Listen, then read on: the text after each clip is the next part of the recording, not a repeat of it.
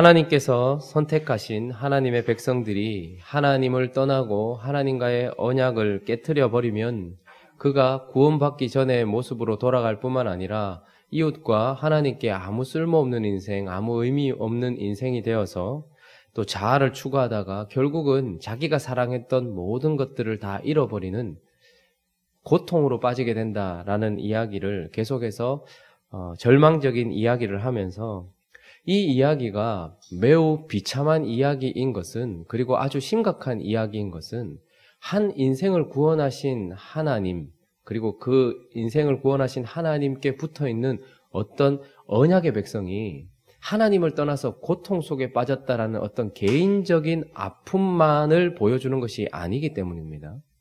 하나님을 믿겠다, 그리고 하나님에 대한 믿음이 생겨서 하나님의 백성이 되고 이제 그의 자녀가 되어서 언약 관계에 있다가, 그래서 하나님과의 관계 속에 있다가 어느 순간인가부터 잘 모르겠지만 어려서부터의 그 악한 습관을 버리지도 못하고 여전히 하나님을 반역하며 여전히 하나님 없었던 인생처럼 살아가던 그 인생이 결국은 다시 고통 속으로 빠졌다 하는 것은 한 개인이 하나님을 믿어도 고통을 받는구나 라는 정도의 이야기가 아니라 하나님의 실패와도 연관이 되어 있기 때문에 그렇습니다.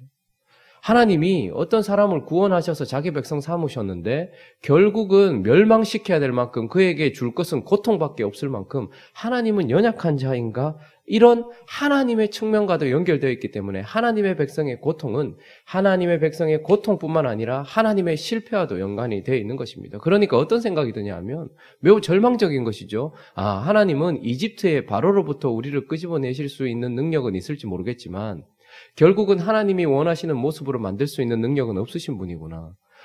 자기로부터 자기 자신의 악함이나 그 악한 습관으로부터는 건져내실 능력이 없으신 분인가 보다. 그래서 결국은 때려서 멸망시킬 수밖에 없는 그런 연약하신 분인가 보다, 이런 생각을 하게 되는 것입니다. 이것은 사실 우리의 삶과도 잇대어져 있습니다.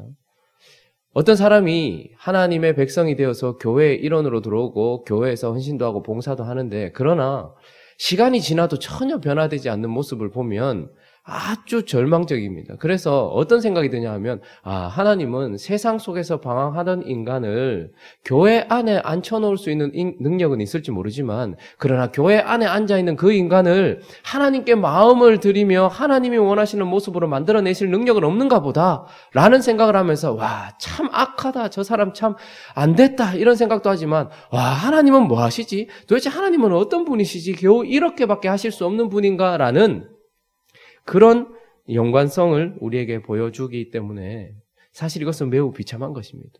하나님 없는 인생이 하나님이 없어서 부르짖는 그 부르짖음의 눈물보다 사실 교회의 일원이 되고 하나님의 자녀라고 하면서도 전혀 하나님의 자녀답게 살아가지도 못할 뿐만 아니라 여전히 악한 모습을 보여주고 있어서 그들을 바라보며 눈물을 흘려야 되는 이 선지자의 눈물이 사실은 더 구슬픈 것입니다.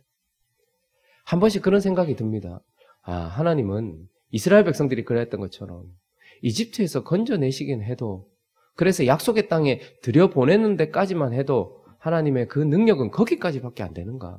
어떻게 이스라엘 백성들의 역사가 처음부터 끝까지 한 번도 하나님을 섬기지 않았던 이집트의 역사랑 별반 내용이 다르지 않는가라는 것. 교회를 바라보면서도 그렇지 않습니까? 우리 자신을 바라보면서도 내가 여기 앉아있는 건 은혜다. 맨날 이 이야기만 해요. 내가 어떻게 구원받았는지 아나? 내가 어떤 삶을 살았는지 아나? 맨날 그 이야기만 해요. 내가 옛날에는 이랬어. 그래서 지금 여기 앉아있어. 근데 그 앉아있는 사람을 바라보는 사람들이나 이 이야기를 하고 있는 자기 자신이나 그때나 지금이나 사실 별반 다른 거 없고 겨우 주일날 예배 드리는 것이 다고, 그리고 좀 헌신하고 봉사하는 농도가 좀 있다는 거, 이게 다인 겨우 이것밖에 안 되는 그런 모습을 보면서 하나님은 교회에 사람을 앉혀놓을 수는 있어도 그 앉아있는 사람을 거룩하게 만드실 수는 없는가? 10년, 20년 하나님은 그렇게밖에 하실 수 없는가? 이런 생각이 든다는 것이죠. 사실 오늘 이 본문 말씀까지 오면서 계속해서 예레미야의 이 선포를 통하여서, 선지자들의 선포를 통하여서 하나님은 결국 이스라엘 백성들을 돌이키지 못하셨구나 라는 생각이 드는 찰나에 오늘 이 본문을 통해서 그러나 순간순간 하나님이 어떤 분이신지에 대한 소망을 우리에게 이야기해 주면서 오늘 하나님은 또 우리에게 이렇게 얘기하십니다. 3절을 다시 한번 읽어볼까요? 3절. 자, 읽습니다. 시작. 내 양떼에 남은 것을 그 몰려갔던 모든 지방에서 모아 다시 그 우리로 돌아오게 하리니 그들의 생육이 번성할 것입니다. 그러나 우리가 기억해야 될 것이 있습니다. 하나님이 여전히 자신을 주어로 사용하시면서 그러나 내가 내 양떼에 남은 것을 그 몰려갔던 지방이라고 얘기하면서 하나님은 일단 우리를 고치시지 못하는 분도 아니요, 우리의 죄악 때문에 그냥 멸망을 시키고 끝내시는 분이 아니라 여전히 주어로 나타나시면서 내가 내 양떼에 남은 것, 그러니까 남은 자들이 있다라고 이야기하시는 것이죠. 이것은 바로 한 번 택한 백성은 놓지 않는다는 하나님의 뜻일 것이요, 그 한 번 택한 백성이라는 것은 결국 남은 자라는 것인데 그 몰려갔던 지방이라고 얘기하면서 하나님께서 그들을 그냥 내버려 두시지 않는다 얘기합니다. 어디로 몰고 가신다 이렇게 얘기합니다. 그런데 거기가 어디입니까? 바벨론입니다. 북쪽 땅 흩어버린다 이렇게 얘기합니다. 참 감사한 것은 우리가 처음 구원받았던 그 자리 이집트로 몰아내시거나 버리는 것이 아니라 하나님은 어떻게 해요? 어떤 제3의 장소로 우리를 데리고 가신다라고 얘기합니다. 하나님의 백성이 하나님을 버리고 하나님의 백성이 하나님의 백성답게 살지 못할 때 하나님께서는 우리를 가만히 내버려 두시는 것이 아니라 하나님이 선택하신 어떤 곳으로 우리를 데리고 가십니다. 그래서 그곳에서 또한 뭐라고 얘기하시는 거 아니까? 그곳에서 모아서 다시 우리로 돌아오게 한다라고 이야기하는 이 과정, 그러니까 어떤 곳으로 쫓아내셨다가 다시 돌아오게 한다라는 이 속에 사실은 70년이라는 7이라는 숫자와 10이라는 숫자가 함께 연합된 70년이라는 기간 동안 하나님께서 그들에게 무엇인가를 하시는 분이다 이렇게 얘기합니다. 먼저는 그들의 그 악한 습관, 어려서부터 고치지 못하는 하나님의 말씀에 청종하지 못하는 그 악한 습관, 버리지 못하고 있는 그 습관을 가지고서 어떻게 합니까? 그 기간 동안 결국은 그것을 고치게 하시려고 먼저는 무너뜨리시고 깨뜨리시고 그들에게 징계하시는 하나님이시고, 그러나 그냥 무너뜨리는 것이 끝이 아니고 어떻게 하신다는 거예요? 결국은 고치신다는 거예요. 그의 마음을 고치시고 그들을 새롭게 하시고 그들이 하나님께로 돌아오게 하신다라는 거예요. 그래서 하나님은 바벨론으로, 이집트가 아니라 바벨론이라는 제3의 장소로 데리고 가셔서 그들을 때리시고 그들을 정신을 차리게 하실 뿐만 아니라 그들의 마음을 고치시고 하나님을 바라보게 하고 난 이후에 다시 어떻게 하시는 분이라는 거예요. 돌아오게 하시는 분이다라고 이야기하면서 나는 너희를 구원하기 위하여 열심을 내는 하나님일 뿐만 아니라 나는 구원한 너희를 고치기 위하여 지금도 일하고 있는 하나님이다라고 말씀하시는 것입니다. 그래서 하나님의 백성들의 삶은 녹록지가 않습니다. 여러분, 우리가 서로를 바라보십시오. 처음 구원받기 전에 우리의 상태도 아주, 어제도 이렇게 이야기를 들어보면 와, 저 인간 저거 참 하나님 은혜 아니면 진짜 안 될 인간들을 다 불러주셨다 하나님이. 처음부터 끝까지 우리는 은혜입니다. 그런데 또 하나님께서 어떻게 하십니까? 여전히 그때 그 모습 그대로 가지고 있는 사람들의 삶을 바라보면 하나님이 지금도 일하고 계시다는 게 느껴져요.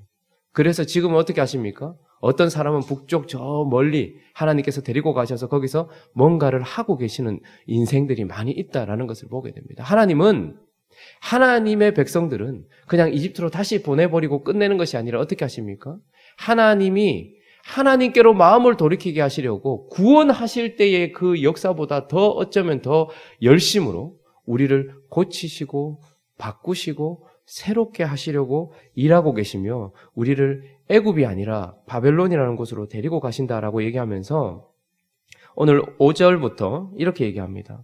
여호와의 말씀이니라 보라 때가 이르니니 내가 다윗에게 한 의로운 가지를 일으킬 것이다. 구원자를 세우실 것이다 라고 이야기를 하면서 자 6절 한번 읽어보겠습니다. 6절 시작. 그의 날에 유다는 구원을 받겠고 이스라엘은 평안히 살 것이며 그의 이름은 여호와 우리의 공이라 일컬음을 받으리라. 자, 그의 날에 유다는 구원을 받겠고, 자, 여기서 그의 날은 그냥 하루를 이야기하는 것이 아닙니다. 원어는 복수입니다. 그의 날들에, 그의 시간에 그가 먼저 어떻게 합니까? 유다를 구원할 것이다라고 얘기합니다. 그래서 우리는 구원을 받아요. 그런데 여기까지만 읽어서는 안 됩니다. 우리의 인생은 여기까지만 있는 게 아니고 이스라엘이라는 표현을 써요. 하나님이 특별히 선택한 자, 그리고 하나님이 일하셔서 여수론으로 만들 이스라엘은 어떻게 할 것이라고 얘기합니까? 평안히 살 것이다 이렇게 얘기합니다. 고통 가운데 있는 자를 평안으로 불러들이는 것은 하나님이 그냥 아무 뜻 없이 그냥 이 사람 고통이 있는데 평안하게 하겠다라는 뜻이 아니라 평안에 합당한 사람으로 만드는 일도 하나님께서 그의 날에 하신다라는 말입니다. 그래서 예수 그리스도께서 초림하셨을 때에 십자가로 말미암아 우리를 구원하셨고 그분이 재림하시기 전까지 그의 날들에 하나님께서는 또 뭘 하신다는 거예요? 이스라엘이 하나님이 선택한 자가 하나님의 선택에 합당한 사람으로 평안에 합당한 사람으로 하나님이 지금도 만들어 가신다라고 이야기하면서 하나님은 우리를 죄로부터만 건지시는 분이 아니고 하나님은 우리 자신으로부터도 우리를 건지시는 분이요. 우리의 옛 자아로부터도 우리를 건지시는 분이요. 우리의 악한 습관으로부터도 우리를 건지시는 분이다. 그래서 하나님은 객관적인 죄로부터도 건지실 뿐만 아니라 그 죄의 영향력으로부터도 우리를 건지시는 분이다. 이렇게 이야기를 하면서 그래서 7절 한번 읽어볼까요? 7절 시작. 다시는 이스라엘의 자손을 애굽 땅에서 인도하여 내신 여호와의 사심으로 맹세하지 아니하고 자 8절 계속 있습니다. 이스라엘 집 자손을 북쪽 땅 그 모든 쫓겨났던 나라에서 인도하여 내신 여호와의 사심으로 맹세할 것이며 그들이 자기 땅에 살리라 하신다. 여러분 하나님 앞에 모든 이스라엘 백성들은 우리를 애굽 땅에서 인도해 내신 하나님으로 맹세를 했어요. 그래서 그들이 알고 있는 하나님은 그들의 입속에서 계속해서 나타나는 하나님은 그리고 그들이 증거했던 하나님은 그저 나를 이집트에서 속량해 주신 하나님 이 정도로만 계속 생각을 하고 있었고 맹세를 했어요. 그러나 이제는 하나님과 함께하는 이스라엘 백성들은 이런 하나님만이 아니라 그렇게 우리를 건지셨는데 약속의 땅에 갔다가 하나님을 버렸고 하나님의 뜻대로 살지 못했던 우리를 여전히 버리시지 아니하시고 하나님은 북쪽 땅 바벨론으로 데리고 가셨고 거기에서 70이라는 기간 동안 우리를 고치시고 때리시고 바꾸시고 하셔서 결국은 우리의 마음을 하나님께로 돌이키게 하신 하나님을 경험하여서 그들은 이제 어떤 하나님을 맹세한다고 얘기합니까? 애굽 땅에서 인도해내신 하나님을 포함해서 이스라엘 집 자손을 북쪽 땅 그 모든 쫓겨났던 나라에서 인도해내신 하나님이다라는 것을 맹세하고 또 그분을 나타낸다라고 이야기합니다. 여러분 신앙생활은 하나님께서 우리를 건지신 하나님만 있는 것이 아니라 건졌지만 여전히 어려서부터 가지고 있던 악한 습관과 여전히 나를 추구하는 이 강력한 옛자 우리의 싸움은 죄와의 싸움이 아닙니다. 사실은 죄와의 싸움은 예수께서 하셨어요. 그래서 십자가에서 죄는 사단은 이미 박살이 났어요. 그런데 이제 무슨 싸움이 남아있는 것입니까? 그 죄와의 관계를 끊어낸 우리가 그리스도께서 하신 그 승리에 합당하도록 나 자신으로부터 벗어나서 그리스도에게 나 자신을 드리는 싸움을 하고 있는 것입니다. 그런데 그분이 그 싸움을 하지 않고 여전히 하나님을 버린 채 나 자신을 추구하면서 또다시 그 죄로 돌아가면 하나님이 그냥 내버려 두시지 않고 어떻게 합니까? 때려서라도 매질을 해서라도 정신을 번쩍 차리게 합니다.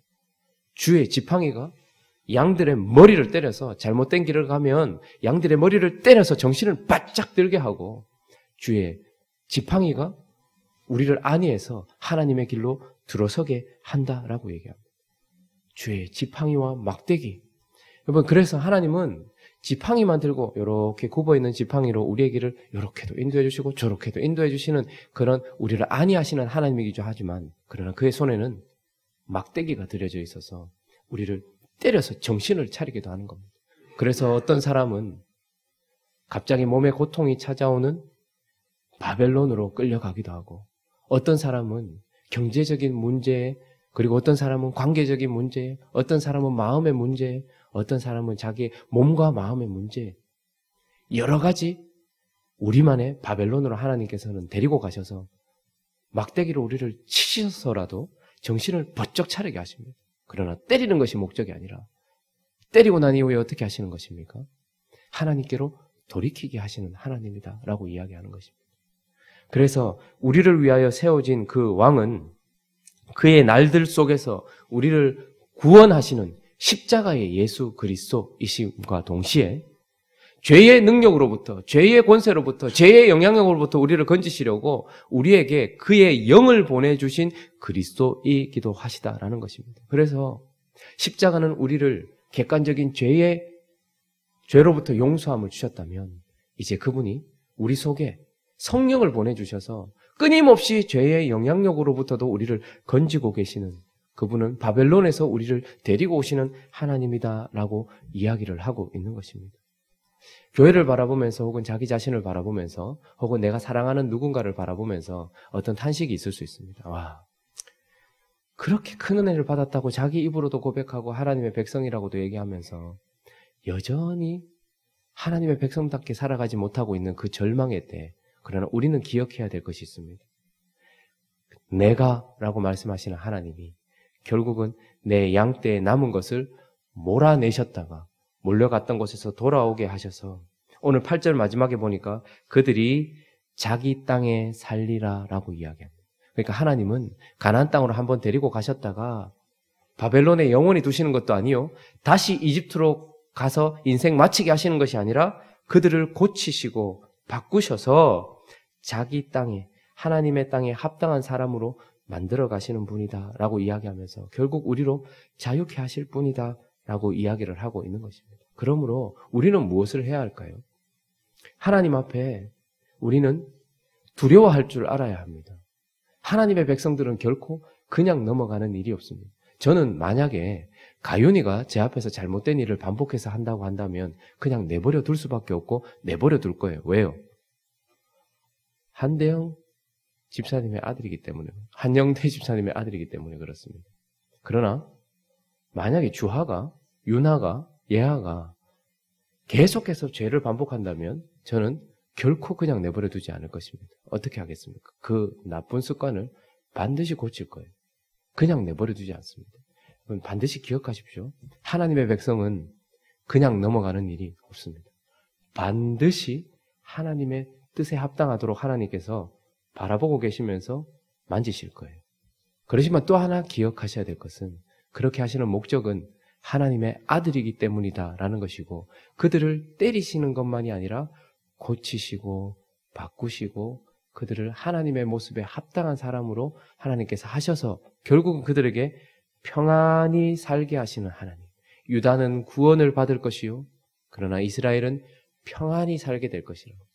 그렇게 평안에 합당한 사람으로 만들어주시는 하나님이다라는 것을 기억하면서 오늘도 계속해서 우리가 살펴보게 될 이 예레미야서에는 절망적인 이야기들로 가득하지만 딱 한 가지 소망, 하나님이 이 절망 속에서 하나님의 백성을 만들어내신다라는 이 소망을 잃지 않고 오늘도 우리가 하나님 앞에 합당한 삶을 살아가기로 다짐하는 행복한 우리 교회가 되기를 예수 그리스도의 이름으로 축원합니다. 우리 같이 한번 기도하죠.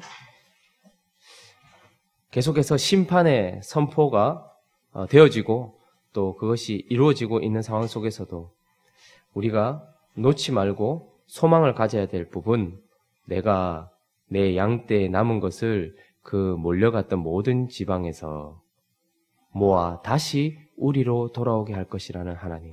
그래서 돌아온 그들의 모습은 이전과 같지 않고 어려서 가졌던 그 악한 습관도 버렸고 하나님을 향한 아름다운 마음도 가져 있는 그런 상태로 구원을 받고 평안히 살게 될 모습으로 돌아오게 하실 하나님.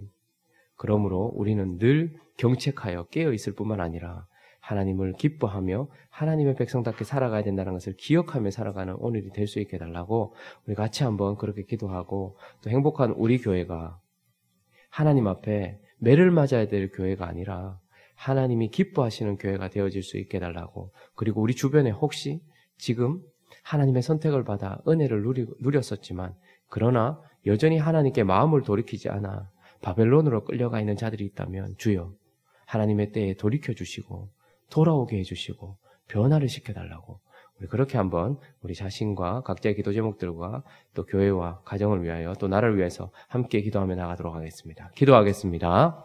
거룩하신 하나님,